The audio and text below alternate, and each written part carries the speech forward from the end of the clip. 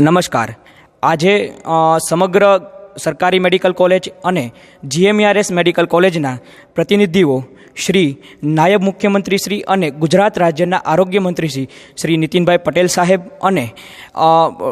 બરોડા ભાજપ શહેરના પ્રમુખ અને ડૉક્ટર પ્રોફેસર એવા શ્રી વિજયભાઈ શાહ સાહેબની હાજરીમાં અમે અમારા મુદ્દાઓ બાબતે ખૂબ જ ઊંડાણપૂર્વક અને વિગતવાર ચર્ચા કરેલ છે અને આપણા ગુજરાત રાજ્યના જે આરોગ્ય મંત્રી શ્રી નીતિનભાઈ પટેલ સાહેબ દ્વારા અને શ્રી વિજયભાઈ શાહ સાહેબ દ્વારા અમારા મુદ્દાઓને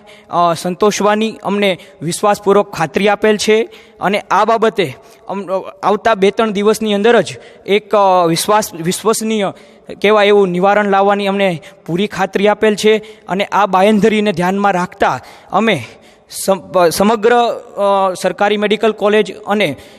GMERS મેડિકલ કોલેજના પ્રતિનિધિઓ અત્યારે આપની સમક્ષ એવી રજૂઆત કરી રહ્યા છીએ કે અમે સર્વસંમતિથી એવો નિર્ણય લઈ રહ્યા છીએ કે અત્યાર પૂરતી બિનશરતી રીતે જે પણ તબીબો પોતાની ફરજ પરથી અળગા હતા એટલે કે હડતાલ પર હતા એ પોતાની ડ્યુટી